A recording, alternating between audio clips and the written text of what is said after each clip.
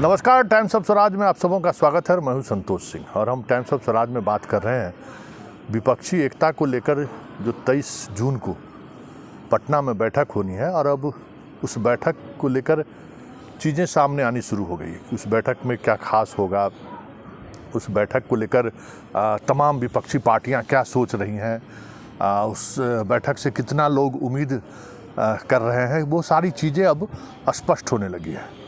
और ये भी बातें स्पष्ट होने लगी है कि अब लगभग 275 सीटों पर 1 to 1 उम्मीदवार को लेकर लगभग सहमति बन गई है। जो अखिलेश यादव या फिर ममता बनर्जी या फिर अरविंद केजरीवाल जो फॉर्मूला कह रहे थे कि जहां 2019 के लोकसभा चुनाव में जो उम्मीदवार जहां से चुनाव जीते हैं वो उनका सीट होगा, उसके बाद जो सेकंड पोजीशन पर रहे हैं वो सीट भी उसी पार्टी के खाते में जाएगा।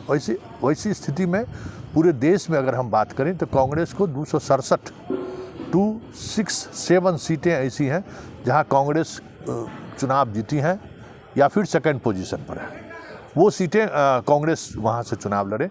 इसके अलावा कांग्रेस लगभग 350 सीटों पर चुनाव लड़ना चाहती है। तो 270 और 350 के बीच लगभग 80 सीटों को लेकर सहमति नहीं बन पाए, मतलब सहमति पर चर्चा होगी, लेकिन कमोबेश स्थिति स्पष्ट हो चुकी है कि अब विपक्षी एकता को लेकर जो बातें होंगी 1 to 1 सीटों को लेकर तो चर्चा होगी ही होगी, साथ ही एक कॉमन मिनिमम प्रोग्राम पर भी सहमति बन गई है। ये बातें अब स्पष्ट सामने आने लगी हैं कि कॉमन मिनिमम प्रोग्राम जो होगा वो तय होगा इस बैठक में। और साथ ही ये भी निर्णय ले लिया है कि किसी भी स्थिति में 2024 में विपक्षी एकता की वजह से मोदी को लाभ नहीं पहुंचे। ये तमाम विपक्षी पार्टियों के उम्मीदवारों से या उम्मीदवार जो बनना चाहते हैं वो, या जो उम्मीदवार अभी हैं वो, या पार्टी के नेता हैं वो, उन तमाम लोगों के बीच ये सहमति बन गई है कि 2024 में विपक्षी एकता की वजह से अगर मोदी की विपक्षी एकता अगर नहीं हो पाती है, इस वजह से मोदी दोबारा इस देश के तिबारा प्रधानमंत्री बन जाए, ये कदापि ना हो, इसके लिए सभी विपक्षी पार्टियों में सहमति बन गई है। जरा सुनिए, शत्रुघ्न सिन्हा इस मामले में बड़ी ही बेबाकी से बहुत सारी चीज़ों पर स्पष्ट राय रखी है। और शत्रुघ्न सिन्हा का ये कहना अपने आप में बड़ी बात है कि मुद्दा ये नहीं है कि प्रधानमंत्री का उम्मीदवार कौन होगा। ममता बनर्जी गेम चेंजर हैं और राहुल इस देश का नायक है। जरा सुनिए क्या कह रहे हैं शत्रुघ्न सिन्हा। की बैठक है, आप तृणमूल कांग्रेस से सांसद भी हैं, ममता बनर्जी भी आ रहे हैं, कैसे देखते हैं इस बैठक को? नहीं, बहुत महत्वपूर्ण है, बहुत अच्छा है, लोगों की निगाहें लगी हुई हैं। ये विपक्ष की एकता का सवाल नहीं है, बल्कि नई सरकार का फॉर्मेशन और नई सरकार कैसी होगी, नई सरकार की दिशा क्या होगी, और साथ साथ हमारे माननीय प्रधानमंत्री उनकी जो उनका रवैया या उनकी सरकार चलाने का ढंग जो है, उसके लिए ऐसा ज़रूर महसूस होता है तो लोगों को कि एक नई रचना हो, नए लोग, वो लोग जो प्रभावशाली लोग हैं वो एक अम्ब्रेला के नीचे आए और आके बहुत मजबूती के साथ ना सिर्फ टक्कर दें बल्कि बहुत मजबूती के साथ एक नए रूप रंग में एक नई सरकार नए लोगों के साथ सामने आए तो लोकतंत्र के लिए और भारतवर्ष के लिए बहुत अच्छा होगा। 23 तारीख को यहाँ पे है और सारे महारथी, सारे बड़े बड़े लोग यहाँ पे आ रहे हैं, इकट्ठा हो रहे हैं। और उसमें हमने जो सुना है आप लोगों से ही कि हमारी ममता जी भी आ रही हैं। जो ममता जी तो मैं शुरू से कहता रहा हूँ कि आने वाले चुनाव में बहुत बड़ा गेम चेंजर बनकर सामने आएंगी। हमने सुना है कि बहुत ही विद्वान और बहुत ही काबिल हमारे खड़गे साहब भी आ रहे हैं। नेशनल आइकॉन जो हैं, आज भारत जोड़ो यात्रा के महाक्रांति के नायक राहुल गांधी भी आ रहे हैं। तो ये तो बड़ी खुशी की खबर है। और भी लोग आ रहे हैं, दीपांकर जी आ रहे हैं, CPI से, माने सारे अलग अलग दल के लोग एक मिनिमम कॉमन प्रोग्राम के आधार पे, मिनिमम कॉमन प्रोग्राम आप समझ गए मैं क्या कह रहा हूँ, उसके आधार पे आ रहे हैं। तो ये बड़ी अच्छी खबर है।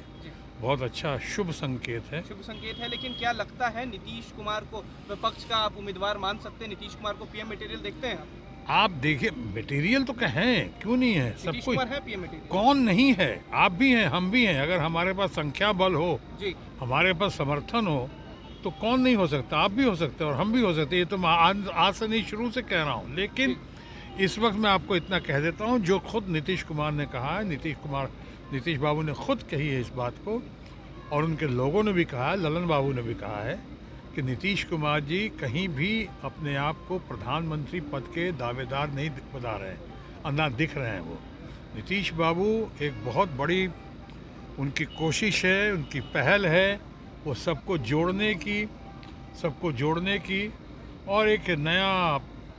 तो आपने सुना, और अभी थोड़ी देर पहले कपिल सिब्बल जी का भी बयान आया कि क्या एजेंडा है इस बैठक में, क्या बातें होंगी। समाजवादी पार्टी के वो राज्यसभा सदस्य भी हैं, कांग्रेस में पहले रह चुके हैं, उनका एक अपना अलग छवि भी है, एक अलग पहचान भी है।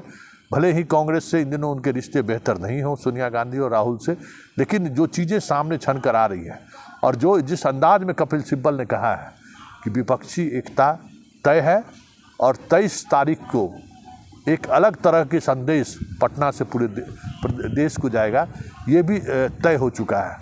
और मुझे उम्मीद है कि एक ऐसा ढांचा बनेगा विपक्षी दलों का कि इकट्ठा होकर वो चुनाव लड़ेंगे 2024 का।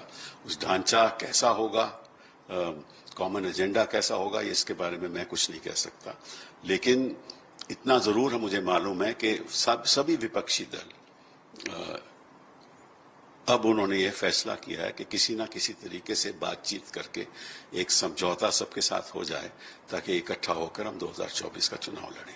और ये तय मानिए कि विपक्षी एकता होगी, और एक अलग अंदाज में मोदी के खिलाफ 2024 में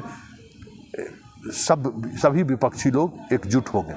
ये भी एक बड़ी बात। देखिए आगे आगे होता है क्या, लेकिन इतना तय हो गया है कि विपक्षी एकता को लेकर जो बयानबाजी हो रही थी और जिस तरीके की चर्चा हो रही थी, लेकिन संजय राउत, फिर कपिल सिब्बल, शत्रुघ्न सिन्हा, शरद पवार जैसे नेता के बयान के बाद ये तय हो गया है कि 23 तारीख की बैठक काफ़ी गंभीर बैठक है, और उस दिन विपक्षी एकता को लेकर कोई बड़ा फैसला हो सकता है।